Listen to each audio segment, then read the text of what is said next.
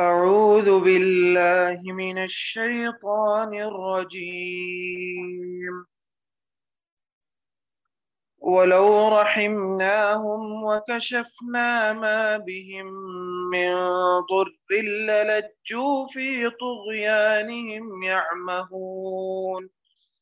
ولقد أخذناهم بالعذاب فما استكانوا لربهم وما يتضرعون، حتى إذا فتحنا عليهم بابا ذا عذاب شديد إذا هم فيه مبلسون.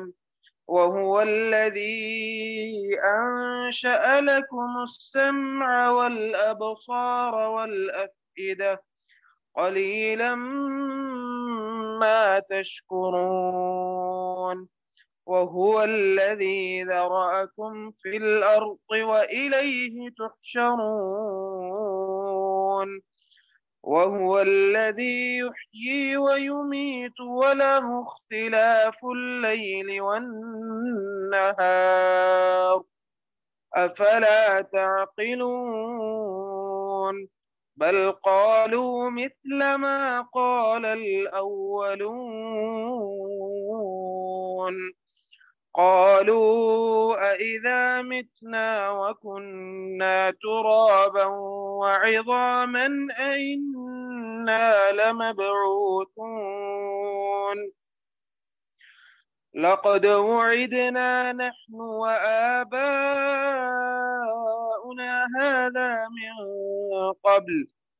هذا من قبل إن هذا إلا أساطير الأولين. قل لمن الأرض ومن فيها إن كنتم تعلمون. سيقولون لله، قل أفلا تذكرون. قل من رب السماوات السبع ورب العرش العظيم. سيقولون لله، قل أفلا تتقون. قل من بيده ملكوت كل شيء وهو يجير ولا يجار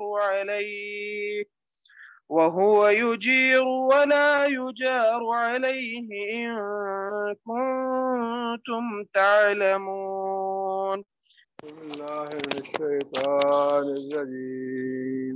بسم الله الرحمن الرحیم.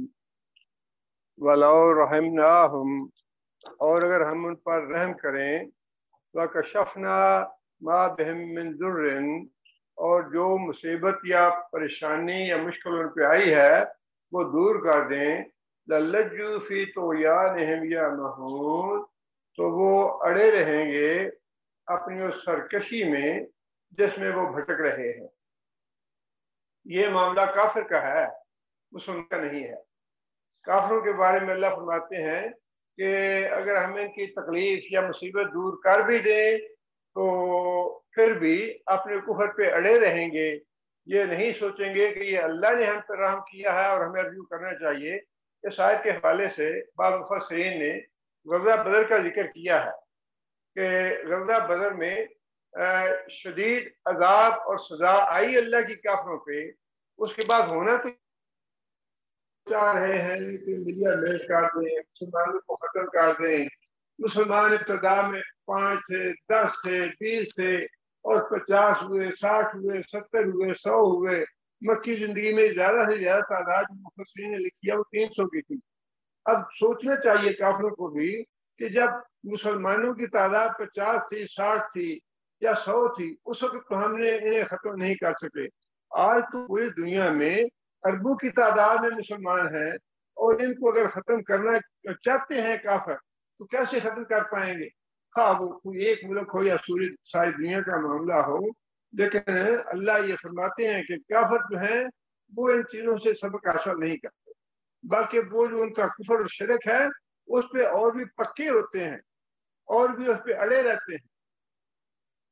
اللہ آگے فرماتے ہیں وَلَقَدْ أَخَذْنَاهُمْ بِالْعَذَابِ فَمَا اسْتَكَانُوا لِرَبِّهِمْ وَمَا يَتَضَرَّعُونَ وَلَقَدْ أَخَذْنَاهُمْ، اور البتہ تحقیق جب ہم نے ان کو پکڑا بالعذاب، عذاب میں ان کو سزا دی دنیا میں۔ عذاب جو ہیں وہ دو طرح کے ہیں، سزا اللہ تعالیٰ کی دو طرح کی ہے، ایک سزا ہے دنیا کی، ایک سزا ہے آخرت۔ دونوں کو اللہ تعالیٰ نے عذاب کے لفظ سے تعبیر کیا ہے، دونوں کے لیے اللہ تعالیٰ نے عذاب کا لفظ استعمال فرمایا ہے کہ دنیا میں بھی ہم عذاب دیتے ہیں لوگوں کو اور آخرت میں بھی عذاب دیتے ہیں۔ دنیا کا جو عذاب ہے اس کا کیا مقصد ہے وہ بھی اللہ نے بار بار ارشاد فرمایا کہ ہم دنیا میں لوگوں کو عذاب کیوں دیتے ہیں، مصیبت میں، مشکل میں، پریشانیوں میں، آزمائشوں میں کیوں ڈالتے ہیں۔ یہ جتنی بھی بیماریاں، تکلیفیں، پریشانیاں، مشکلات، مصائب و آلام آتے ہیں نا، یہ سارے اللہ کے حکم سے آتے ہیں اور یہ بے مقصد نہیں آتے، ان کا کوئی مقصد ہوتا ہے۔ اگر کوئی آدمی یہ سوچتا نہیں کہ مجھ پہ یہ مصیبت کیوں آئی، وہ بہت ہی بیوقوف آدمی ہے۔ جب انسان پہ کوئی مصیبت آئے، تکلیف آئے، پریشانی آئے، اس کو ایک دفعہ نہیں 100 بار سوچنا چاہیے کہ میرے اوپر یہ تکلیف کیوں آئی، یہ ہمارے کسی گناہ کی وجہ سے آئی۔ اس آیت میں اللہ تعالیٰ نے یہی بات ارشاد فرمائی ہے کہ جب ہم نے ان کو دنیا میں سزا دی، اخذناہم بالعذاب فما استکانوا لربہم، اس کے باوجود بھی وہ اللہ کے آگے نہ جھکے، وما یتضرعون، نہ ہی اللہ کے حضور عاجزی اختیار کی، جس کا مطلب یہ ہے کہ یہ جو دنیا کے مصائب و آلام اور پریشانیاں ہیں یہ اس لیے آتے ہیں کہ ہم اللہ کے حضور جھک جائیں، اللہ کے حضور عاجزی اختیار کریں، اللہ کے حضور توبہ استغفار کریں، اپنے گناہوں کی معافی مانگیں۔ اور یہ مضمون اللہ تعالیٰ نے ایک جگہ پہ نہیں بہت سی جگہ پہ قرآن مجید میں ارشاد فرمایا ہے۔ سورہ سجدہ میں اللہ تعالیٰ نے یہ بات ارشاد فرمائی ہے وَلَنُذِيقَنَّهُمْ عَذَابَ الْأَدْنَىٰ، ہم لوگوں کو جو کم تر درجے کی سزا ہے وہ دیتے ہیں بڑے عذاب سے پہلے، لعلہم یرجعون، تاکہ وہ اللہ کی طرف رجوع کریں۔ یہ جو دنیا کی سزا ہے نا، یہ ایک طرح سے اللہ کی رحمت۔ جس طرح آدمی بیمار ہو جاتا ہے نا، ہسپتال میں داخل ہوتا ہے، ہسپتال میں جانے سے انسان خواہ برا ہی اس کو سمجھے، خواہ انسان تکلیف محسوس کرے وہاں پہ، لیکن اس کے باوجود شفا خانہ جو ہے وہ رحمت ہے، وہاں جائے گا، بیماری کا علاج کرے گا، صحت یاب ہو کے گھر آئے گا۔ یہ جو دنیا میں اللہ کی سزا ہے نا، اور دنیا میں اگر مومن ہے تو اس کے لیے یہ رحمت ہے۔ جو مصائب اور مشکلات اور پریشانیاں، بیماریاں آتی ہیں دنیا میں، مومن کے لیے یہ اللہ کی رحمت ہے، اس اعتبار سے کہ مومن پہ جب یہ پریشانی آتی ہے تو وہ اللہ کی طرف رجوع کرتا ہے۔ لعلہم یرجعون، اللہ کہتے ہیں کہ ہم یہ دنیا کی سزا اس لیے دیتے ہیں تاکہ لوگ ہماری طرف رجوع کریں، توبہ استغفار کریں۔ اسی لیے نبی صلی اللہ علیہ وسلم نے یہ بات ارشاد فرمائی ہے کہ مومن کا معاملہ جو ہے وہ خیر اور خیر ہی ہے، بھلائی کا ہے ہر طرح سے۔ اگر وہ اس پہ پریشانی آتی ہے، تکلیف آتی ہے یا اس کو رنج پہنچتا ہے تو وہ صبر کرتا ہے، اللہ سے اجر و ثواب پاتا ہے۔ اگر اللہ تعالیٰ کی نعمتیں اسے حاصل ہوتی ہیں تو وہ اللہ کا شکر ادا کرتا ہے اور اس طرح بھی اللہ کا اجر و ثواب حاصل کرتا ہے۔ لیکن اس کے مقابلے میں کافر کا معاملہ جو ہے وہ بالکل مختلف ہے۔ کافر کا معاملہ جو ہے وہ اس جانور کی طرح ہے جس کو مالک نے باندھ دیا تو اسے جانور کو یہ پتہ نہیں مجھے کیوں باندھا، اور جانور کو چھوڑ دیا تو جانور کو یہ پتہ نہیں کہ مالک نے مجھے کیوں چھوڑا۔ وہ نہ سوچ ہے، نہ سمجھ ہے، نہ عقل ہے، غافل ہیں وہ۔ بار بار اللہ نے فرمایا کہ یہ کافر جو ہیں یہ غافل ہیں اپنے انجام سے، آخرت سے غافل ہیں، لہٰذا یہ سوچ بچار نہیں کرتے۔ لیکن مسلمان جو ہے وہ سوچ بچار کرتا ہے۔ سورہ نور میں بھی اللہ تعالیٰ نے ایک واقعہ بیان فرمایا ہے باغ والوں کا۔ وہ والد جو تھا نیک آدمی تھا، متقی آدمی تھا، جب تک والد کے کنٹرول میں تھا باغ، ہر سال والد جو تھا وہ زکوٰۃ ادا کرتا، صدقہ خیرات ادا کرتا، یتیموں کو مسکینوں کو دیتا حصہ جب فصل پک جاتی۔ جب بیٹے جوان ہو گئے اور معاملہ بیٹوں کے ہاتھ میں آیا تو بڑے ذہین اور بڑے عقل مند کے بھائی یہ اتنی ہم محنت کرتے ہیں، اتنی مشقت کرتے ہیں اور اتنا مال ہوتا ہے، اتنی فصل ہوتی ہے، اور سارے کا سارا ہم یتیموں غریبوں کو دے دیں تو ہمارے پاس کیا بچے گا، ہمارے پاس کیا رہے گا؟ یہ جو طمع اور لالچ ہے یہی برباد کرتا ہے۔ مفسرین نے لکھا کیونکہ یہ جو نیت میں فطور آیا تھا اس کی سزا اللہ تعالیٰ نے راتوں رات دے دی انہیں۔ فرمایا کہ جب فصل پک گئی ان کی اور فصل کاٹنے کے ارادے سے اپنے گھر سے نکلے تو نکلے بھی فجر کے وقت اس نیت سے کہ صبح صبح جا کے اپنی فصل کاٹ لیں، یتیموں کو غریبوں کو مسکینوں کو پتہ ہی نہ چلے کہ ہم نے کب فصل کاٹ لیا، ان کو حصہ دینے کا موقع ہی نہ آئے۔ اللہ فرماتے ہیں کہ جب وہ پہنچے اپنے کھیت پہ تو پہلے تو دیکھ کے تو گھبرا گیا اور پریشان ہو گیا کہ شاید ہم راستہ بھول گئے ہیں، ہماری فصل کی یہ نہیں ہے جگہ، ہماری فصل تو بڑی ہری بھری تھی اور پکی ہوئی تھی، بالکل تیار تھی کٹنے کے لیے، یہاں تو کچھ بھی نہیں ہے۔ اللہ فرماتے ہیں کہ جب ان کے ہوش ٹھکانے آئے تو پھر انہیں پتا چلا کہ اللہ کا عذاب آیا ہے اور پھر وہ ساری کی ساری فصل برباد ہو گئی۔ اس کے بعد اللہ نے قرآن مجید میں یہ بات ارشاد فرمائی، کذالک العذاب، ایسا ہوتا ہے میری سزا، ایسے ہوتی ہے میری پکڑ۔ جو مال کا طمع اور لالچ ہے، جس میں انسان اللہ کا حصہ نہیں نکالتا، یتیموں اور بیواؤں کو محروم کرنا چاہتا ہے، اللہ فرماتے ہیں کہ ان کو دنیا میں ہم سزا دیتے ہیں۔ ذالک العذاب بلا عذاب الآخرت اکبر، جو آخرت کی سزا ہے نا وہ تو بہت بڑی ہے، لیکن دنیا میں بھی ہم سزا دیتے ہیں لوگوں۔ یہی بات اللہ یہاں فرما رہے ہیں کہ جب ہم نے ان کو دنیا میں سزا دی تو ہونا تو یہ چاہیے تھا کہ اللہ کے حضور توبہ استغفار کرتے، اللہ کے آگے جھک جاتے، اللہ کے حضور عاجزی اختیار کرتے، لیکن انہوں نے عاجزی اختیار نہ کی۔ آگے اللہ فرماتے ہیں حتیٰ اذا فتحنا علیہم بابا ذا عذاب شدید اذا ہم فیہ مبلسون۔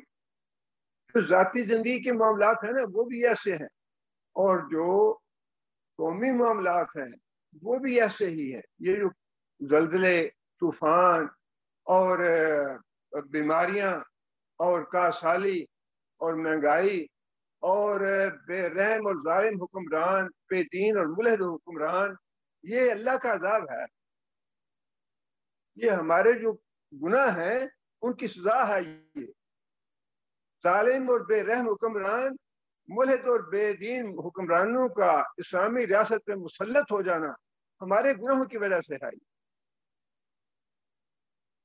یہ عذاب ہے اللہ کی۔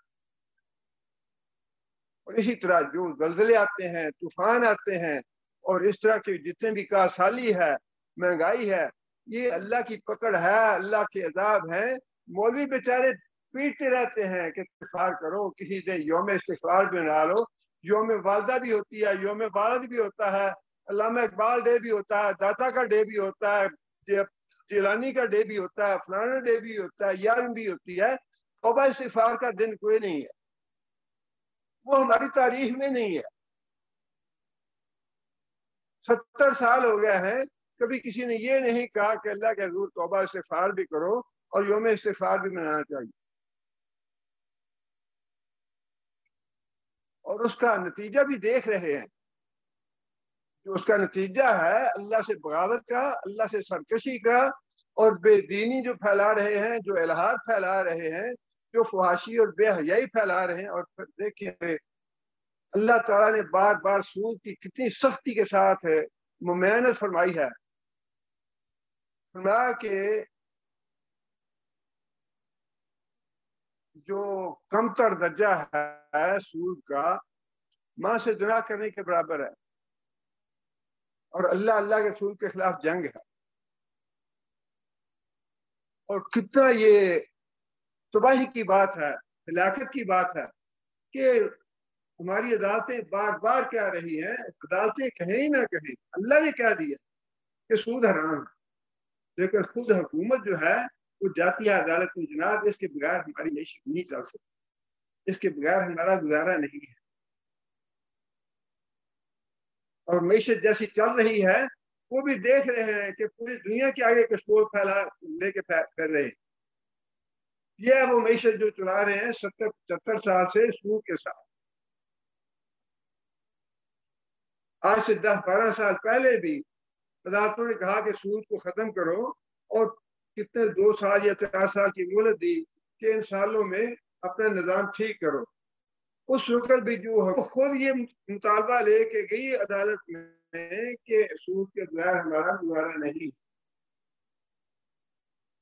یہ جو انجام ہوا ہے نا، اور یہ جو دیوالیہ بار بار کہہ رہے ہیں، یہ ہماری اپنی کرتوتیں ہیں، ہمارے اپنے گناہ ہیں جس کی سزا اللہ میں دے رہے۔ اور آج بھی وہی معاملہ ہے۔ دیکھیں نا، وہی بات ہے جو اللہ نے کافروں کے بارے میں بات سنائی نا کہ میں کو سزا دیتا ہوں، اور یہ اپنی ضد پہ اڑے ہوئے ہیں۔ بالکل وہی ضد والی بات ہے کہ نہیں، سود کے بغیر ہم نے رہنا ہی نہیں، سود کے بغیر ہمارا گزارا ہی نہیں۔ اب پھر جو ہے حکومت خود عدالت میں گئی ہے کہ نہیں جی ہمیں تو سودی نظام چاہیے۔ اللہ کی سزا کا کوڑا اتنا برس رہا ہے کہ انتوں کو بھی نظر آ رہا ہے، لیکن اس کے باوجود اپنی اصلاح کرنے کے لیے تیار نہیں۔ توبہ استغفار، مولویوں کو گالیاں، مولویوں کے لیے گولیاں، مولویوں کے لیے جیلیں، جو بھی دین کا شرم لیتا ہے مدرسوں کا گلا گھونٹ رہے ہیں، اور جو اللہ تعالیٰ معاف کرے صحابہ کے تبرہ کرنے والے، نبی صلی اللہ علیہ وسلم کی توہین کرنے والے، اور اللہ کے رسول کے خلاف نعرے لگانے والے، وہ آزاد ہے، انہیں نہیں پکڑتا۔ اللہ کا عذاب نہیں آئے گا تو کیا ہو؟ اللہ کا عذاب ہے، سراسر عذاب ہے، دھوکے میں ہے تو وہ اپنا دھوکہ یہ دور کر دے۔ اللہ نے بار بار کہا ہے کہ میں دنیا میں عذاب دیتا ہوں لوگوں کو، کذالک العذاب ولعذاب الآخرۃ اکبر۔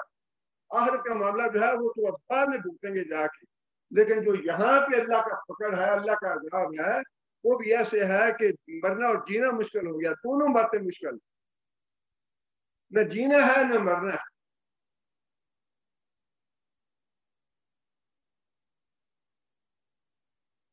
یہ جو پاس تھوڑا بہت بچا ہوا ہے نا یافتہ قیام ہے، یہ انہی مسجدوں اور مدرسوں کی وجہ سے ہے، اور تم انہی کو ختم کرنا چاہتے ہو۔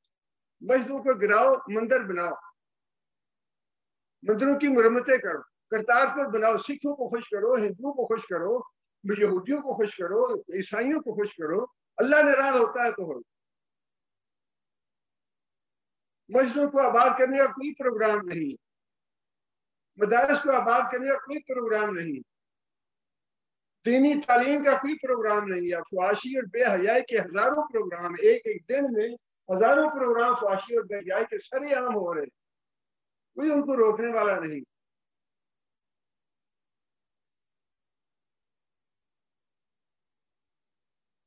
اور یہ آیت میں جو جس عذاب کا ذکر ہے وہ آخرت کا عذاب ہے۔ اس آیت میں جو عذاب کا ذکر تھا وہ دنیا کے عذاب کا تھا، جس میں اللہ فرماتے ہیں کہ میں یہ چاہتا ہوں کہ جب میری سزا آئے لوگوں پہ، قوموں پہ، تو لوگ جو ہیں وہ عاجزی اختیار کریں، اللہ کے آگے جھکیں، اللہ کے حضور توبہ استغفار کریں۔ میں یہ چاہتا ہوں، اس لیے میں یہ عذاب بھیجتا ہوں، اس لیے میں پکڑتا ہوں۔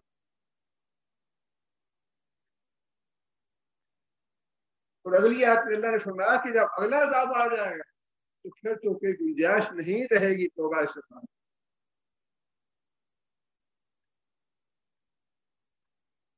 فرمایا کہ حتی اذا فتحنا علیہم بابا ذا عذاب شدید، دنیا کے عذاب کے لیے عذاب شدید کا لفظ اللہ نے استعمال نہیں کیا۔ جب عذاب شدید کا لفظ ہے تو اس کا مطلب یہ ہے کہ یہ آخرت کے عذاب کی بات ہے۔ فرمایا کہ جب یہ پھر قیامت کو آئیں گے تو پھر میں نے شدید عذاب میں مبتلا کروں گا، اذا ہم فیہ مبلسون، اور اس وقت یہ بالکل مایوس ہو جائیں گے، ہر طرح کی خیر سے اور ہر طرح کے بھلائی سے مایوس ہو جائیں گے۔ کون سی بات زیادہ بہتر ہے؟ کیا یہ دنیا کے عذاب سے، دنیا کی سزاؤں سے عبرت حاصل کرنا زیادہ بہتر ہے، یا پھر اس عذاب میں مبتلا ہونا بہتر ہے جس کے بعد کوئی گنجائش نہیں ہے رخصت کے لیے یا توبہ کے لیے، استغفار کے لیے کوئی گنجائش نہیں ہے؟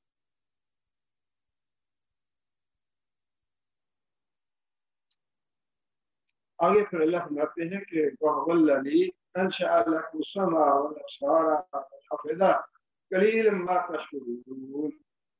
وہ اللہ ہی ہے جس نے تمہارے لیے کان، آنکھیں اور دل بنایا، قَلِيلًا مَا تَشْكُرُونَ، بہت ہی تم کم شکر کرتے ہو۔ یہ تین چیزیں جو ہے نا، ان کا بار بار اللہ نے ذکر فرمایا ہے۔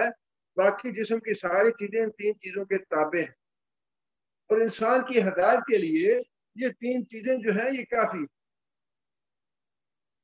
اللہ تعالیٰ نے یہ کتاب جو ہے نا قرآن مجید، یہ ہدایت کی کتاب ہے۔ ہدایت کے لیے جتنی بھی ضروری باتیں ہیں وہ ساری اللہ نے بتا دی ہیں۔ بار بار ان چیزوں کا ذکر انسان آنکھوں سے دیکھتا ہے، اللہ کی نشانیوں کو، آسمان کو، زمین کو، سمندر کو، جنگلات کو، درختوں کو، پودوں کو، فصلوں کو، ساری چیزوں کا انسان مشاہدہ کرتا ہے، اور یہ بار بار فرمایا کہ میری نشانیاں دیکھو آنکھوں سے۔ یہ کنجر خانے بنانے کے لیے یا کنجر خانے دیکھنے کے لیے اللہ نے آنکھیں نہیں دی، غیر محرم عورتوں کو دیکھنے کے لیے یہ آنکھیں نہیں دی اللہ نے۔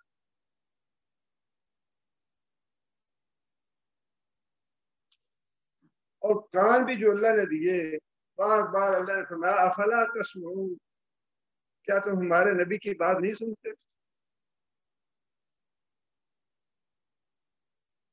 نبی تو جب بھی آتا ہے، جب وہ اس کو اللہ تعالیٰ مقبول فرماتے ہیں، اس وقت سے لے کر زندگی کے آخری سانس تک نبی جو ہے وہ دن ہو یا رات ہو، کوئی بھی لمحہ ہو، اپنے اللہ کا پیغام جو ہے لوگوں تک پہنچانے میں کوئی کسر نہیں چھوڑتا۔ حال باللہ کو کتنی دفعہ نبی صلی اللہ علیہ وسلم نے بات پوچھا،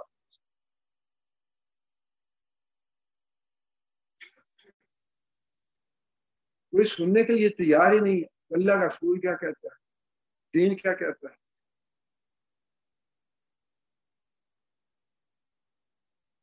آخری جو نبی صلی اللہ علیہ وسلم کا جو حاجی مبارک تھا، نبی صلی اللہ علیہ وسلم نے یہ گواہی لی 1,00,000 سے زائد آدمیوں سے، حلب اللہ کو میں نے دین پہنچایا یا نہیں، حل دایت ہو، کیا میں نے حق تبلیغ ادا کیا یا نہیں۔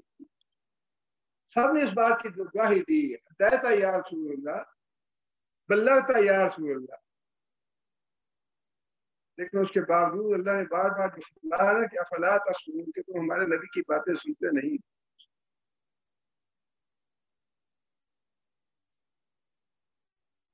اور اسی طرح دل جو ہے سوچ بچار کے لیے دیا ہے اللہ نے۔ انسان اپنی ذات پہ سوچے، جو کچھ اللہ تعالیٰ نے انسان کو دیا ہے، جس طرح کی اللہ تعالیٰ نے فیکٹری بنا دی ہے انسان کی، انسان کھاتا ہے، اور اس کا کیا اللہ تعالیٰ نے نظام بنا رکھا ہے، اس سے خون پیدا ہوتا ہے، اور اس سے جانور ہیں ان میں دودھ بھی پیدا ہوتا ہے، پھر اس کی گول و براز ہے، ساری چیزیں ہیں، اور انسان کا دل جو ہے وہ دھڑک رہا ہے، پھیپھڑے کام کر رہے ہیں، گردے کام کر رہے ہیں، دانت کام کر رہے ہیں، ہر چیز اپنا اپنا کام کر رہی ہے۔ ایک لمحے کے لیے بھی کوئی چیز اپنا کام کرنا چھوڑ دے تو انسان کی جان پہ بن آتی ہے۔ یہ جو چیزیں ہیں نا اللہ تعالیٰ نے جن کا بار بار ذکر فرمایا، یہ ذکر اس لیے فرمایا ہے کہ یہ چیزیں میں نے تمہیں دی ہیں ہدایت حاصل کرنے کے لیے، دنیا کمانے کے لیے، ڈالر کمانے کے لیے، ریال اکٹھے کرنے کے لیے یہ چیزیں نہیں۔ ہمارا تو مطمع نظر یہ ہے کہ جتنا زیادہ مال اکٹھا کر سکتے ہیں، جتنی زیادہ سے زیادہ دولت اکٹھی کر سکتے ہیں۔ آج جو بھی آدمی ہے جسے پوچھے بیٹے کا تعارف، بیٹا میرا 10,000 50,000 لیتا ہے، بیٹا میرا اتنا مینیجر ہے، بیٹا فلاں ہے فلاں ہے، بیٹا نماز بھی پڑھتا ہے کہ نہیں پڑھتا، مسجد جاتا ہے یا نہیں جاتا، قرآن کا ترجمہ پڑھا ہوا یا نہیں، یہ کوئی نہیں بتائے گا۔ اور جی ٹھیک ہے، وہ جب شادی ہوئی جا کے پڑھا لے تو پڑھا لیں، تم نے نہیں پڑھایا، تم ماں باپ ہو، تم نے اپنے باپ بیٹوں کی بچوں کی تربیت نہیں کی، تو سسرال والوں سے کہتی ہو کہ تم جا کے پڑھا لینا۔ کوئی ذمہ داری اپنی پوری کرنے کے لیے تیار نہیں ہے۔ یہ جو اللہ تعالیٰ نے جسم اور جان دیا ہے، دل اور آنکھیں دی ہیں، یہ ہدایت کے لیے دی ہے۔ اگر جس نے ہدایت حاصل نہیں کی، اس کے جو دل اور دماغ اور آنکھ اور کان ہیں نا، وہ گدھے کے ہیں یا کتے کے ہیں یا خنزیر کے ہیں، ان کو بھی اللہ نے دی ہے یہ چیز۔ گدھے کو بھی اللہ نے آنکھیں دی ہیں، کان بھی دیے ہیں، دل بھی دیا ہے، بھینس کو بھی دیے ہیں، یہ کتے کو بھی دیے ہیں۔ جو آدمی ان آنکھوں سے اور اس کان سے، دل سے وہ کام نہیں لیتا جو اللہ چاہتا ہے، اس کا مطلب یہ ہے کہ اس کے کان، اس کی آنکھیں، اس کا دل و دماغ جو ہے وہ کتے کا یا گدھے کا ہے، انسانوں والا نہیں۔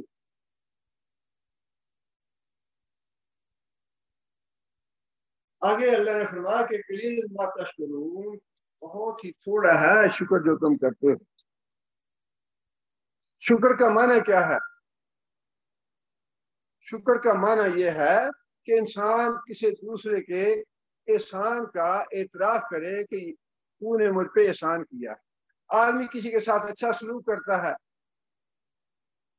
کسی کے ساتھ خیر اور بھلائی کرتا ہے، تو انسان کہتا ہے بہت مہربانی، شکریہ آپ کا۔ یہ شکریہ جو ہے اس بات کا اعتراف ہے کہ میں یہ تسلیم کرتا ہوں، اقرار کرتا ہوں کہ آپ نے میرے ساتھ نیکی کی ہے۔ اب اللہ بھی یہ چاہتے ہیں کہ لوگ اس بات کا اعتراف کریں کہ میں نے ان کو نعمتیں دی ہیں، میں نے ان پہ احسان کیا ہے، میں نے ان پہ فضل کیا ہے۔ لوگ یہ اعتراف کریں اس بات کا۔ اور اللہ فرماتے ہیں کہ تم جتنا بھی اعتراف کر لو، جتنا بھی شکر ادا کر لو، وہ تھوڑا ہی ہے۔ انسان ساری زندگی شکر ادا کرتا رہے تب بھی اللہ کی نعمتوں کا شکر ادا نہیں ہو سکتا۔ خود نبی صلی اللہ علیہ وسلم نے احادیث میں واقعہ بیان فرمایا ہے، مستدرک حاکم میں ہے یہ واقعہ، کہ ایک آدمی نے، درویش آدمی تھا، اس نے اپنے گھر بار چھوڑ دیا، بیوی بچے چھوڑ دیے، اور کہیں پہاڑ پہ جا کے رہائش اختیار کر لی، اور نیت یہ کر لی کہ میں نے دنیا کے کاروبار میں، دنیا کے معاملات میں بالکل نہیں پڑنا، اور ساری زندگی اللہ کی عبادت کرتا رہوں۔ اپنے کھانے پینے کے لیے بھی چشمے کا پانی اور جو درختوں کے پھل تھے ان کو وہ کھا کے گزارا کرتا، اور دن سے لے کر رات تک مسلسل عبادت کرتا رہتا اللہ کی۔ قیامت کے دن جب حساب ہوگا تو اللہ فرمائیں گے کہ اس بندے کا حساب لو، فرشتے حساب لیں گے۔ اللہ فرمائیں گے اس بندے کو میری رحمت سے معاف کر دو، میری رحمت سے اس کو جنت میں بھیج دو۔ وہ بندہ، شاید یہ الفاظ ہیں حدیث میں بھی، اس بندے کی بدبختی غالب آ جائے، اس بندے کی بدبختی غالب آ جائے گی۔ اللہ سے کہے گا کہ یا اللہ، میں نے تو اپنی زندگی میں کوئی گناہ نہیں کیا، میں نے تو ساری زندگی عبادت میں گزار دی ہے، ایک لمحہ ضائع نہیں کیا، اپنا کوئی کاروبار نہیں کیا، کوئی میں نے دنیا داری والے معاملات نہیں کیے، بیوی بچے میں نے چھوڑ دیے، گھر بار چھوڑ دیا، سارا کچھ یا اللہ تیری خاطر کیا میں نے، اور اب بھی تو یہ کہہ رہا ہے کہ میری رحمت سے جنت میں چلا جا، تو میں تو اپنا حساب چاہتا ہوں۔ میں نے تو بڑی عبادت کی ہے تیری، ساری زندگی تیرا شکر ادا کیا۔ اللہ پوچھیں گے کہ اے میرے بندے، کیا تو حساب کر کے جنت میں جانا چاہتا ہے؟ ہاں یا اللہ، میں حساب کرنا چاہتا ہوں۔ اللہ تعالیٰ فرشتوں سے کہیں گے کہ اس کی ایک آنکھ جو ہے ترازو کے ایک پلڑے میں رکھ دو، اور دوسرے پلڑے میں اس کی ساری زندگی کے نیکیاں اور اعمال رکھ دو۔ فرشتے ترازو میں ایک آنکھ اس کی رکھیں ایک پلڑے میں، دوسرے پلڑے میں اس کے ساری زندگی کے اعمال ہوں گے، اور وہ ایک آنکھ جو ہے سارے اعمال سے بھاری ہو جائے گی، اس کے سارے اعمال ہلکے ہو جائیں گے۔ اللہ فرمائیں گے کہ جاؤ اس کو جہنم میں ڈال۔ ساری زندگی عبادت کرنے کے باوجود بھی اللہ کا حق شکر ادا نہیں ہو سکتا، ایک آنکھ کا شکر نہیں ادا ہو سکتا، ایک آنکھ کا۔ یہ جو بار بار فرمایا نا کہ میں نے تمہیں آنکھ دی ہے، میں نے تمہیں دل دیا ہے، میں نے تمہیں کان دیے ہیں، نہ اس کان کا شکر ادا ہو سکتا ہے، نہ آنکھ کا شکر ادا ہو سکتا ہے، نہ دل کا شکر ادا ہو سکتا ہے، جتنا بھی کرے نہیں ہو سکتا۔ یہ ہے قلیل ما تشکرون کا معنی۔ تم جتنا بھی شکر کرو، ساری زندگی شکر کرتے رہو، پھر بھی حق شکر ادا نہیں ہوگا۔ قلیل ما تشکرون۔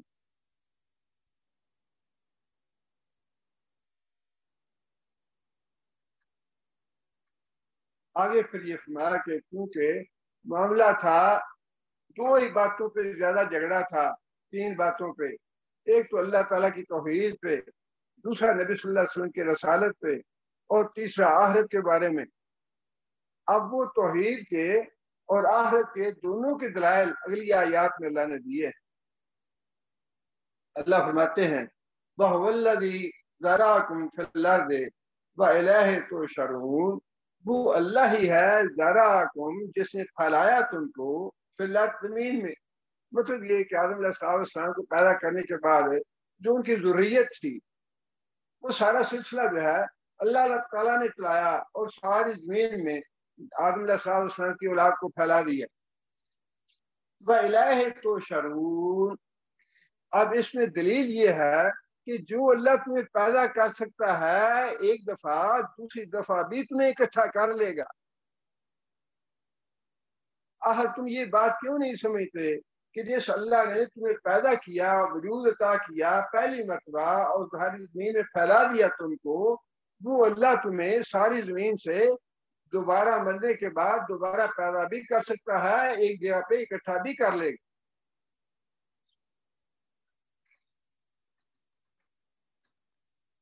وَهُوَ الَّذِي يُحْيِي وَيُمِيتُ۔ اور وہ اللہ ہی ہے جس کے ہاتھ میں زندگی اور موت۔ کوئی دیتا نہیں ہے، نہ کوئی بیٹا دیتا ہے، نہ بیٹی دیتا ہے، نہ کوئی نفع نقصان دیتا ہے۔ اللہ تعالیٰ نے ساری چیزیں اپنے ہاتھ میں رکھی ہیں۔ یحیی و یمیت، صحت بھی میرے ہاتھ میں ہے، زندگی میرے ہاتھ میں ہے، موت میرے ہاتھ میں ہے، نفع میرے ہاتھ میں ہے، نقصان میرے ہاتھ میں ہے۔ جو کچھ بھی ہے یہ سارا کچھ اللہ نے اپنے ہاتھ میں رکھا ہے، اور یہی اسی میں دلیل ہے اللہ کی توحید کی۔ اور یحیی یمیت میں کہ اللہ ہی ہے جس نے زندہ کیا تمہیں، اور جو مارے گا تمہیں، وہی اللہ اس بات پہ قادر ہے کہ دوبارہ تمہیں زندہ کر لے۔ وَلَهُ اخْتِلَافُ اللَّيْلِ وَالنَّهَارِ۔ اور یہ دن رات کی جو گردش ہے، یہ بھی کس کے قبضہ قدرت میں ہے؟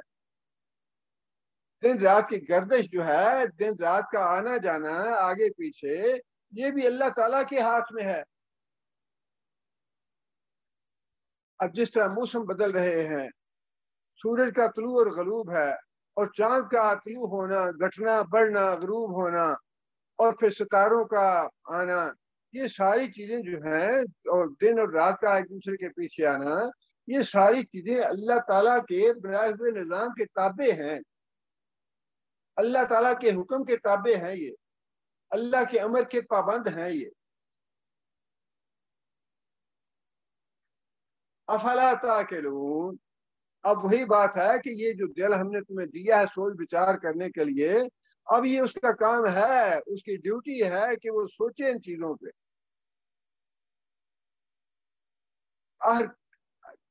یہ اتنا جو لگا بندہ نظام ہے جس میں کبھی ایک سیکنڈ کا فرق نہیں آتا، 100 سال کی جو ڈائریاں ہیں، آئندہ آنے والے 100 سال کی وہ بنا لیتے ہیں، اور وہ بالکل عین اللہ تعالیٰ کے بنائے ہوئے نظام کے مطابق ٹھیک بیٹھتی ہیں۔ وہ سارا نظام جو ہے اتنا کیلکولیٹڈ نظام، یہ کس نے بنایا؟ یہ سردی اور گرمی کے موسم کون لاتا ہے؟ دن اور رات چھوٹے بڑے کون کرتا ہے؟ یہ فصلیں کس چیز سے پکتی ہیں؟ سورج کے گرمی سے اور بارش سے۔ یہ ساری چیزیں مطلوب ہیں۔ یہ سارا نظام جو ہے اللہ کا بنایا ہوا ہے۔ افلا تعقلون، کیا تم عقل سے کام نہیں لوگے؟ یہ سارا نظام اور سارے جو اللہ تعالیٰ نے بنایا ہوا ہے، اللہ تعالیٰ کی توحید اور وحدانیت کی گواہی دے رہا ہے یہ نظام۔ آگے فرمایا کہ بل قالوا مثل ما قال الاولون۔ آگے اللہ تعالیٰ نے، پہلے تو اللہ تعالیٰ نے یہ بات فرمائی کہ کیا تم عقل سے کام نہیں لوگے۔ اللہ تعالیٰ نے، کیونکہ انسان کو اللہ نے عقل دی ہے، اور انسان ان باتوں کا اعتراف کرتا ہے. اگلی آیتوں میں اللہ نے بتا دیا کہ انسان اعتراف کرتا ہے کہ سب کچھ اللہ کا بنایا ہوا، اس میں کسی کا دخل نہیں ہے. تو پھر مرض کیا ہے، بیماری کیا ہے؟ اللہ تعالیٰ نے اگلی آیت میں اس مرض کی نشاندہی کی ہے کہ اصل مرض کیا ہے، بیماری کیا ہے لوگوں کو. فرمایا کہ اصل بیماری یہ ہے، بل قالوا مثل ما قال الاولون، اصل بیماری یہ ہے کہ جو باتیں کفار مکہ سے پہلی امتوں نے کی، پہلی قوموں نے کی، وہی باتیں یہ کافر اور مشرک جو مکہ کے ہیں یہ وہ باتیں کر رہے. پہلی قوموں کی باتوں سے یا ان کے دلائل سے کوئی مختلف دلائل نہیں ہیں، ان کے وہی باتیں پرانی باتیں ہیں جو باتیں پہلوں نے کی. وہ بات کیا ہے؟ وہ بات یہ ہے، قالوا، انہوں نے یہ کہا، اذا متنا وكنا ترابا وعظاما ائنا لمبعوثون.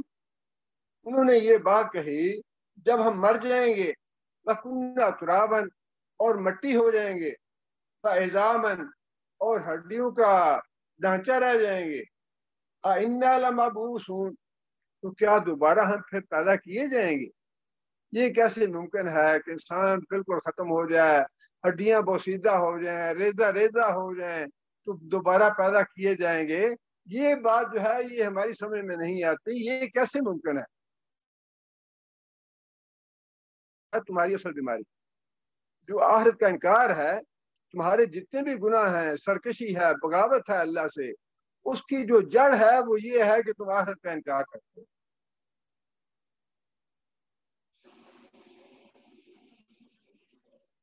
لقد وعدنا نحن وآباؤنا هذا من قبل.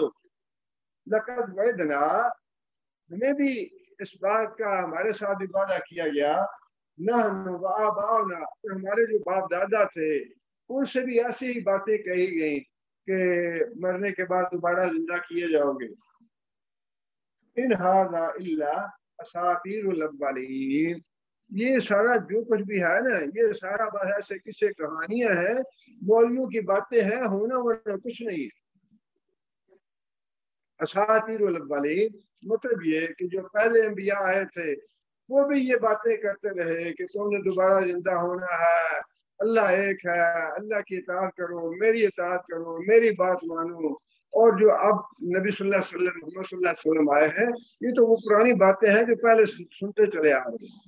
ان کی خواہش یہ تھی یا ان کا مطالبہ یہ تھا کہ اگر واقعی دوبارہ زندہ ہونا ہی ہے تو پھر جو 1000 سال پہلے مر گئے، 10,000 سال پہلے مر گئے، ان میں سے کوئی تو زندہ ہو گیا تھا. ہمیں یقین آ جاتا کہ باقی دوبارہ بندہ زندہ ہو سکتا ہے، لیکن جب کوئی اب تک زندہ نہیں ہوا دوبارہ تو اس کا مطلب یہ ہے کہ آئندہ بھی کوئی نہیں زندہ دوبارہ زندہ. آگے اللہ تعالیٰ نے یہاں پہ تو اور طرح کے دلائل دیے ہیں، اور بعض دوسری جگہ پہ اللہ تعالیٰ نے اس سے مختلف دلائل دیے ہیں. سورہ واقعہ میں وہاں بھی اسی بات پہ اللہ تعالیٰ نے بات فرمائی ہے، وَكَانُوا يَقُولُونَ أَإِذَا مِتْنَا وَكُنَّا تُرَابًا وَعِظَامًا أَإِنَّا لَمَبْعُوثُونَ. کافر اور مشرک یہ کہتے ہیں کہ جب ہم مر جائیں گے اور مٹی ہو جائیں گے، ہڈیاں ہو جائیں گے، تو کیا دوبارہ زندہ کیے جائیں گے؟ آباؤنا الاولون، اور پہلے 1000 سال پہلے جو ہمارے باپ دادا مر گئے تھے کیا وہ بھی زندہ ہوں گے؟ اللہ تعالیٰ نے سورہ واقعہ میں اس کا جواب یہ دیا ہے کہ اے محمد صلی اللہ علیہ وسلم آپ ان سے کہیے، ان الاولین والآخرین، جس دن سے یہ کائنات بنی ہے اس دن سے لے کر جو بھی آدمی پیدا کیا گیا ہے، بالآخرین، اور قیامت کے دن تک جتنے لوگ پیدا کیے گئے ہیں سارے کے سارے، لمجموعون، وہ سارے کے سارے جمع کیے جائیں گے، الی میقات یوم معلوم، ایک دن کا وقت مقرر کر رکھا ہے ہم نے، اس دن کو اگلے پچھلے سارے کے سارے ہم اکٹھے کر دیں گے. ثم انکم ایھا الضالون المکذبون، پھر اے گمراہ لوگوں، نہ ماننے والوں، جھٹلانے والوں، لاکلون من شرر من زقوم، تھوڑ کا کھانا ہوگا تمہارے لیے کھانا، فمالئون منہ البطون، اور اسی تھوڑ سے تم پیٹ بھرو گے، جی نہیں چاہے گا کھانے کو، کانٹے دار کھانا ہے لیکن بھوک اور تقاضا اتنا شدید ہوگا پیٹ کا کہ انسان نہ چاہنے کے باوجود اپنا پیٹ بھرے گا اسی تھوڑ کے ساتھ۔ فشاربون علیہ من الحمیم، اس کے بعد تمہیں شدید پیاس لگے گی۔ یہ ساری چیزیں اللہ کے قبضہ قدرت میں ہے، بھوک لگنا اللہ کے قبضہ قدرت میں ہے۔ جہنم میں ایسی بھوک لگا دیں گے جہنمیوں کو اللہ تعالیٰ کہ وہ مجبور ہو جائیں گے تھوڑ کھانے پہ، مجبور ہو جائیں گے کھولتا پانی پینے، اتنی شدید پیاس ہوگی، کھولتا پانی جو انسان اپنی زبان کو نہیں لگا سکتا، جس سے انسان جو ہے وہ دور سے انسان اس کو محسوس نہیں کرنا چاہتا، وہ بھی پینے کے لیے تیار ہو جائے، کھولتا پانی۔ فرمایا کہ فشاربون علیہ من الحمیم، اور اس کے بعد کھولتا پانی تم پیو گے، فشاربون شرب الہیم، اور پھر ایسے نہیں کہ ایک ایک گھونٹ کر کے پیو کہ اب بڑا سخت ہے، یہ گرم ہے اور منہ کو لگایا نہیں جاتا، بلکہ اللہ فرماتے ہیں کہ اتنی شدید پیاس لگا دوں گا، اتنی شدید پیاس لگا دوں گا کہ تم جس طرح بھوکا اونٹ جو ہے وہ مسلسل پانی پیتا ہے، اسی طرح مسلسل کھولتا پانی پیو۔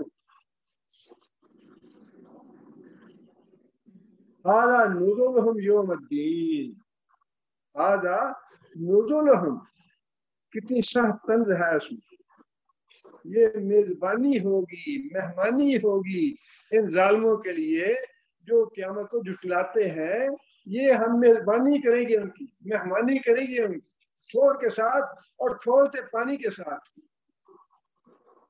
اللہ تعالیٰ کی قدرت کا انکار کرنا کفر ہے، اور قیامت کا انکار جو ہے اللہ کی قدرت کا انکار ہے۔ نحن خلقناکم فلولا تصدقون، اللہ تعالیٰ جو بات کہنے والی تھی آخر میں وہ بات فرما دی کہ ہم نے تمہیں پہلی دفعہ پیدا کیا ہے، تم اس بات کی تصدیق کیوں نہیں کرتے کہ ہم دوبارہ بھی پیدا کر لیں گے؟ اس بات کو سچ کیوں نہیں مانتے کہ جسے پہلی دفعہ پیدا کیا ہے وہ دوسری دفعہ بھی پیدا کرے گا؟ یہاں پہ اللہ تعالیٰ نے مختلف انداز سے جواب دیے ہیں۔ اللہ فرماتے ہیں قل اے محمد صلی اللہ علیہ وسلم ان سے پوچھئے لمن الارض، یہ زمین کس کی ہے؟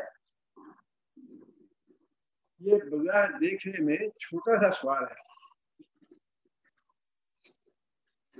لیکن اس سوال میں یہ بہت جامع سوال ہے، بڑا وسیع سوال ہے۔ یہ زمین کا مالک کون ہے؟ اس زمین پہ جو رہنے والے ہیں ان کا مالک کون ہے؟ علی اجویری کا مالک کون ہے؟ عبد القادر جیلانی کا مالک کون ہے؟ معین الدین چشتی کا مالک کون ہے؟ یہ سارے اللہ کی ملکیت ہیں، اللہ کے غلام ہیں۔ یہ کوئی ان میں خدائی اختیار والا نہیں ہے، کوئی دینے والا نہیں ہے، کوئی قسمت بنانے والا نہیں ہے۔ کیسا اللہ تعالیٰ نے باتیں سمجھانے میں کوئی کیسا تمیز ہوگی۔ اب اگر کوئی اتنا ہی عقل کا اندھا ہے جو یہ کہے کہ یہ زمین تو فلاں کی ہے، یہ تو علی اجویری کی ہے، یہ تو کسی نے نہیں کہا آج تک، یہ تو کوئی نہیں کہتا یہ زمین جو ہے یہ عبد القادر جیلانی کی ہے۔ زمین اللہ کی ہے تو پھر زمین پہ جو مخلوق ہے وہ کس کی ہے؟ وہ تو ساری مملوک ہے، ساری اللہ کے ہاتھ باندھے غلام ہے، خواہ وہ انبیاء ہیں یا اولیاء ہیں، شہداء ہیں، علماء ہیں، فضلاء ہیں، بزرگ ہیں، جو بھی ہیں، ساری کی ساری اللہ کی ملکیت ہے، وہ مالک ہے۔ ملکیت جو غلام ہوتا ہے وہ مالک نہیں ہوتا، اور جو مالک ہے وہ غلام نہیں ہوتا۔ آگے اللہ نے خود ہی فرمائی یہ بات، ان کنتم تعلمون، اگر تم جانتے ہو تو سوال کا جواب دو کہ یہ زمین کس کی ہے، زمین کا مالک کون ہے؟ سیقولون للہ، ساری دنیا یہ کہے گی یہ زمین تو اللہ کی ہے۔ کافر بھی کہیں گے، مشرک بھی کہیں گے، مجوسی بھی کہیں گے، یہودی اور عیسائی بھی کہیں گے، کہ یہ زمین تو اللہ کی ہے، اللہ نے بنائی ہے یہ. افلا تذکرون، فرمایا کہ تم پھر نصیحت حاصل نہیں کرتے اس بات سے کہ زمین میں جو کچھ ہے زمین اللہ نے بنائی، زمین کا مالک اللہ ہے، تو زمین میں جو کچھ ہے اس کا مالک بھی تو اللہ ہی ہے، اس سے نصیحت حاصل نہیں کرتے. مالک تو اپنی ملکیت میں کسی کو شامل نہیں کرتا، کسی کو شریک نہیں کرتا.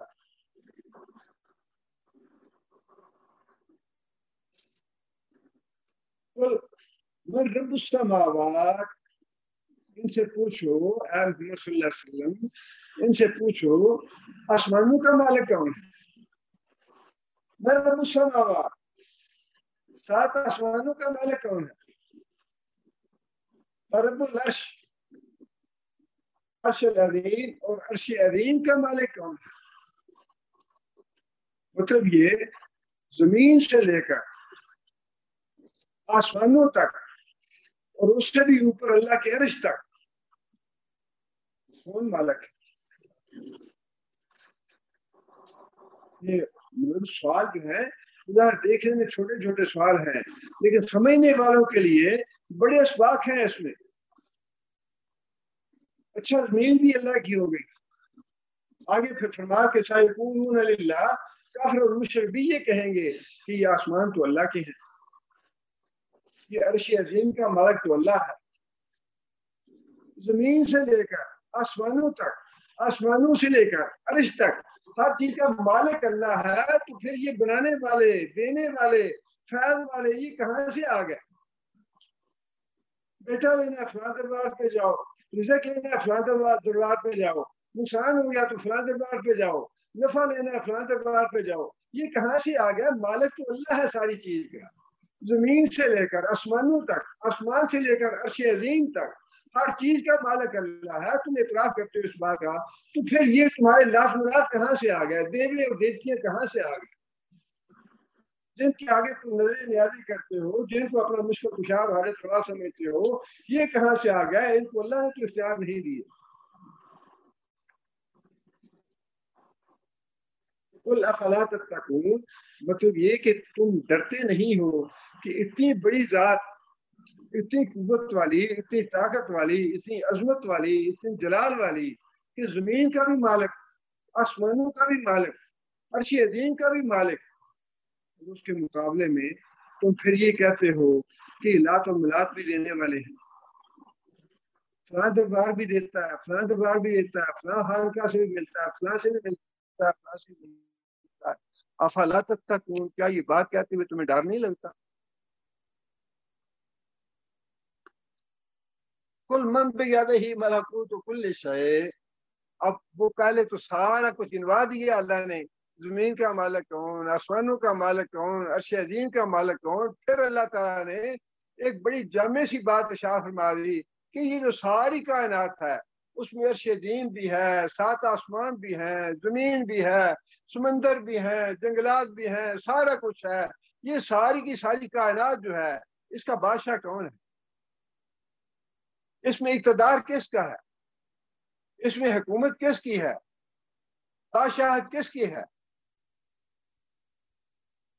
اب یہ دنیا ہے نا، اللہ تعالیٰ نے دلائل سے قائل کرنے کی کوشش کی ہے کہ بندے بن جاؤ، اللہ سے ڈر جاؤ، عقل سے کام لو. یہ ساری باتیں اللہ نے دنیا میں ارشاد فرمائی ہیں. قیامت کے دن اللہ دکھا دے گا سب کچھ، ان کا مالک کون. قیامت کے دن نبی صلی اللہ علیہ وسلم نے فرمایا کہ اللہ تعالیٰ کی ایک انگلی پہ 7 آسمان، ایک انگلی پہ 7 زمینیں، ایک انگلی پہ سارے جنگلات، ایک انگلی پہ سارے سمندر، اور ایک انگلی پہ ساری مخلوق. 5 انگلیوں پہ یہ ساری کائنات اللہ تعالیٰ کے ہاتھ میں ایسے ہوگی. اور اس روز اللہ پوچھیں گے اب بتاؤ کہ بادشاہی کس کی ہے؟ لمن الملک اليوم. آج تو اللہ تعالیٰ نے سوال کر کے چھوڑ دیا کہ ٹھیک ہے عقل دی ہے، اب سوچو تم کہ میرے علاوہ کوئی اور بھی ہے. آج تو اللہ تعالیٰ نے امتحان لینے کے لیے یہ سوال کر کے انہیں چھوڑ دیا. قیامت کے دن اللہ چھوڑیں گے نہیں. پھر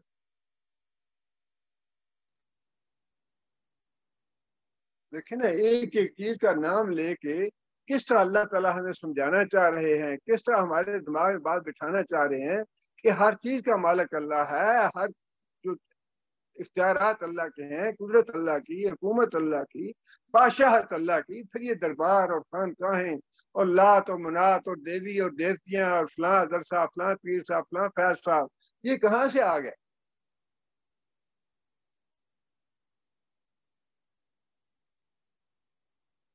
وَهُوَ يُجِيرُ وَلَا يُجَارُ عَلَيْهِ، پناہ وہ دیتا ہے۔ ان سے یہ بھی پوچھو، کافروں سے، مشرکوں سے، کہ وہ کون ہے جو پناہ دیتا ہے؟ وَلَا يُجَارُ عَلَيْهِ، اور اس کے مقابلے میں کوئی پناہ دینے والا نہیں، اس کے مقابلے میں کوئی پناہ دینے والا نہیں۔ نبی صلی اللہ علیہ وسلم نے بڑی اچھے طریقے سے اس آیت کی وضاحت فرما دی ہے حدیث میں۔ نبی صلی اللہ علیہ وسلم نے اپنے خاندان کے نام لے کے، اپنے رشتہ داروں، قریب ترین رشتہ داروں کے نام لے کے یہ بات ارشاد فرما دی، لا اغنی انکم من اللہ شیئا، قیامت کے دن میں تمہیں اللہ سے نہیں بچا سکوں گا، میں اللہ کے مقابلے میں تمہیں پناہ نہیں دے سکوں گا۔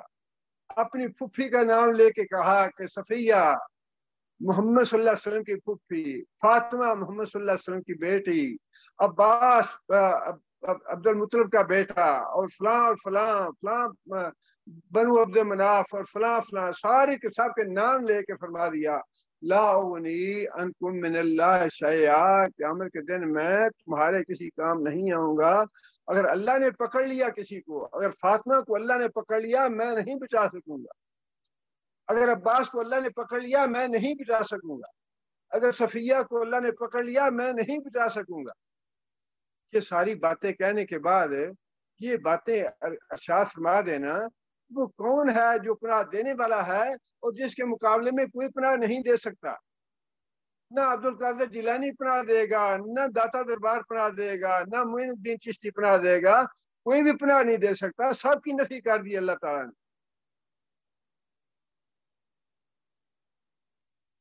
حضرت عبداللہ بن عباس کو نبی صلی اللہ علیہ وسلم نے یہی بات ارشاد فرمائی تھی کہ بیٹا، اللہ کے احکام کی تم حفاظت کرنا، اللہ تمہاری حفاظت کرے گا۔ اللہ کے حکموں کو ضائع نہ کرنا، شریعت کے احکام کو ضائع نہ کرنا، ان کی حفاظت کرتے رہو گے، اللہ تمہاری حفاظت کرتا رہے گا۔ جب کبھی مدد مانگ کی ضرورت پڑے تو مدد اللہ سے مانگنا، اللہ کے علاوہ کسی سے مدد نہ مانگنا، اس لیے کہ اگر ساری دنیا تمہیں نفع پہنچانے کے لیے اکٹھی ہو جائے، اللہ نقصان پہنچانا چاہے تمہیں کوئی نفع نہیں دے سکتا۔ اگر ساری دنیا اکٹھی ہو جائے تمہیں نقصان پہنچانے پہ، اللہ تمہیں نفع پہنچانا چاہے تو تمہارا کوئی بگاڑ نہیں سکتا، تمہیں کوئی نقصان نہیں پہنچا سکتا۔ اتنی واضح آیتیں ہیں، اتنی واضح حدیثیں ہیں، اتنے واضح احکام ہیں، اس کے باوجود لیکن وہی ہے کہ پھر دنیا کا دھندا کیسے چلے؟ اتنی دنیا اکٹھی ہو جاتی ہے، اتنا مال اکٹھا ہو جاتا ہے، اتنی دولت اکٹھی ہوتی ہے مزاروں پہ، قبروں پہ، خانقاہوں پہ، انسان سوچ نہیں سکتا اتنی دولت ہوتی۔ اب وہ دولت تو چھوڑنا جو ہے یہ بڑے دل گزرے کا کام ہے، اللہ یہ کہ اللہ کا خوف اور اللہ کا ڈر پیدا ہو جائے، ورنہ دنیا کا مال کون چھوڑتا ہے؟ آگے اللہ نے خود ہی فرمایا، سَيَقُولُونَ لِلَّهِ، اگر کافر اور مشرکوں سے یہ بات پوچھو کہ تمہیں پناہ اللہ کے علاوہ کون دے سکتا ہے، اللہ ہی پناہ دینے والا ہے، اس کے علاوہ کوئی پناہ دینے والا نہیں ہے، اور اللہ کے مقابلے میں کوئی دوسرا پناہ نہیں دے سکتا۔ اللہ فرماتے ہیں سَيَقُولُونَ لِلَّهِ، کافر اور مشرک بھی یہ کہیں گے کہ اللہ کے علاوہ پناہ دینے والا کوئی نہیں۔ آج کے جو مشرک ہیں وہ اس زمانے کے مشرکوں سے بھی غیر گزرے مشرک، جو یہ سمجھتے ہیں کہ ہمیں فلاں بشوا لے گا، فلاں پناہ دے دے گا، فلاں کا فائدہ حاصل ہو جائے گا۔ اللہ کے مقابلے میں تو اللہ کے رسول نے فرما دیا، میں بھی کسی کے کام نہیں آؤں، میں بھی کسی کو نہیں بچا سکتا۔ فَأَنَّىٰ تُسْحَرُونَ، پھر ان سے پوچھو کہ تمہیں کہاں سے یہ دھوکہ لگتا ہے کہ اللہ کے علاوہ کوئی اور بھی ہے۔ اصل مسئلہ یہ ہے کہ ہمیں عملاً اس بات پہ علم جو ہے وہ تو بہت ہے، قرآن پڑھتے بھی ہیں، پڑھاتے بھی ہیں، یہ جتنے بھی درباروں والے ہیں یہ تو نہیں ہے ان کے پاس قرآن کوئی اور ہے، قرآن تو یہی ہے، ان کے علماء بھی پڑھتے ہیں اور پڑھ کے سناتے بھی ہیں لوگوں کو، لیکن جو صحیح تعلیم ہے وہ لوگوں تک پہنچانا اور اس پہ عمل کرنا، یہ ہے اصل بات۔ کون اس پہ عمل کرتا ہے؟ یہ کہہ دینا کہ اللہ مالک ہے، اللہ کا آسمان ہے، اللہ کا زمین ہے، یہ کافی نہیں ہے۔ ان باتوں سے جو نتیجہ نکلتا ہے اصل تو اس پہ عمل کرنا ہے کہ اگر مالک اللہ ہے تو پھر باقی تو سارے مملوک ہوئے، باقی تو سارے غلام ہوئے، باقی تو اللہ تعالیٰ کے بندے ہاتھ سارے جو ہیں دست بستہ غلام ہیں۔ پھر یہ اختیارات والی بات کہاں سے آ گئی؟ ان کا نتیجہ جو ہے وہ اللہ تعالیٰ کی توحید ہے اور آخرت کا وقوع ہونا، آخرت پہ ایمان لانا اور اللہ کی توحید پہ ایمان لانا ہے۔ اللہ تعالیٰ توفیق عطا فرمائے۔ سبحان ربک رب العزت عما یصفون۔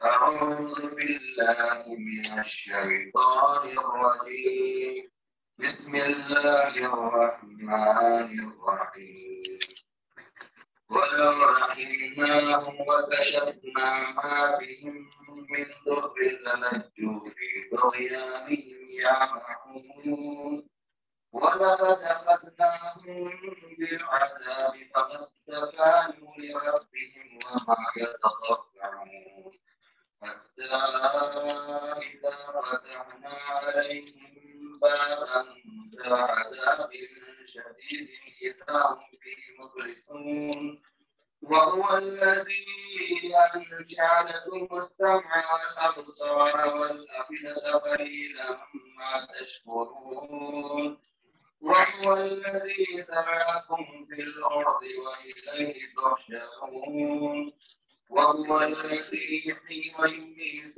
وله اختلاف الليل والنهار أفلا تعقلون بل قالوا مثل ما قال الأولون قالوا أئذا متنا وكنا ترابا وعظاما أئنا لمبعوثون لقد عدنا نحن وآباؤنا هذا من قبل إن هذا إلا أساطير الأولين قل لمن الأرض ومن فيها إن كنتم تعلمون سيقولون لله قل أفلا تذكرون قل من رب السماوات السبع ورب العرش العظيم سيقولون لله قل أفلا تتقون قل من بيده ملكوت كل شيء وهو يجير ولا يجار عليه إن كنتم تعلمون سيقولون لله قل فأنا تسحرون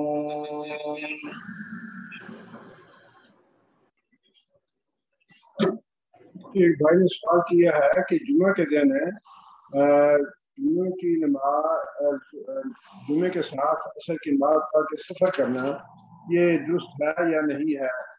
بعض لوگ کہتے ہیں کہ عصر کی نماز جو ہے وہ مقرر ہونی چاہیے، ملانی نہیں چاہیے۔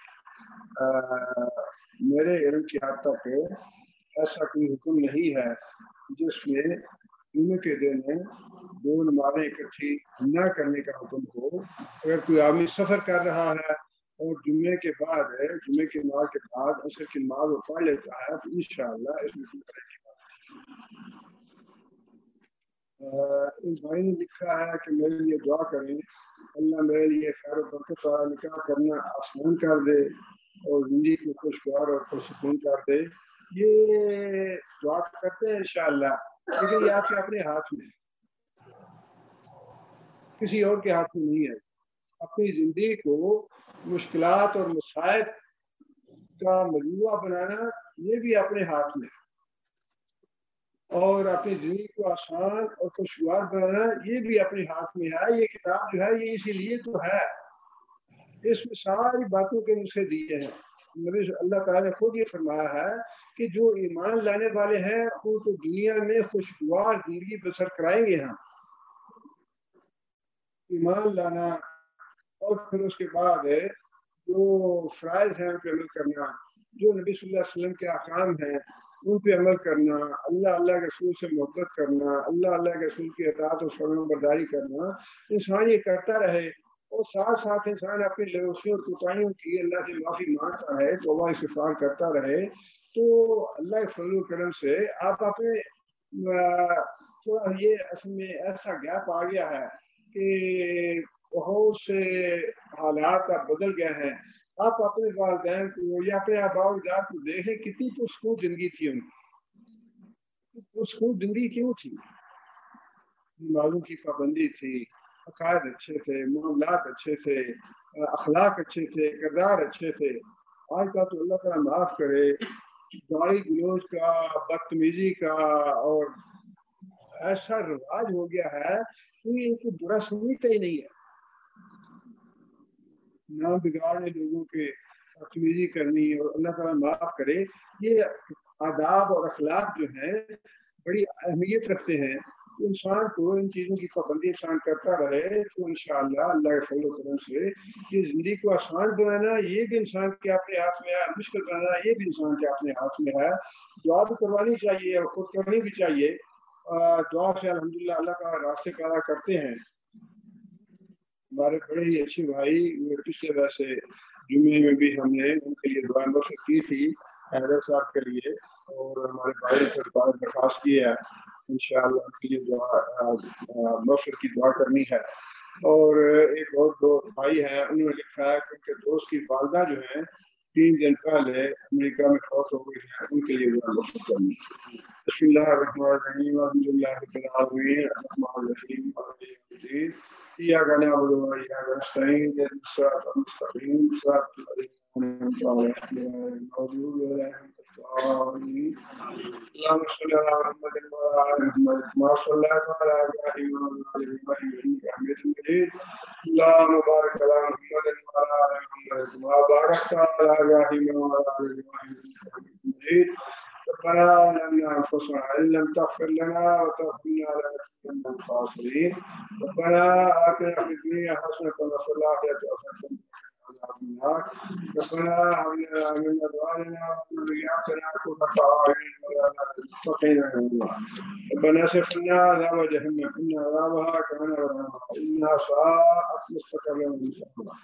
اللهم أيد الإسلام والمسلمين اللهم أعز الإسلام والمسلمين اللهم أذل الشرك والمشركين اللهم دمر أعداء الدين اللهم نور قلوبنا بنور الإيمان اللهم ثبتنا على الإسلام اللهم اغفر لجميع المؤمنين والمؤمنات الأحياء منهم والأموات اللهم اغفر لهم وارحمهم اللهم اغفر لهم وارحمهم وآخر دعواهم وآخر نزولهم وبشر مرسلهم واغسلهم بالماء والثلج والبرد اللهم أبدل دارنا خيرا من دارهم وزوج خيرا من زوجهم وأهل خيرا من أهلهم وادخلهم الجنة وأعذهم من عذاب القبر ومن عذاب النار أدخلهم الجنة وأعذهم من عذاب القبر ومن عذاب النار أدخلهم الجنة وأعذهم من عذاب القبر ومن عذاب النار ربنا تقبل منا إنك أنت السميع العليم وتب علينا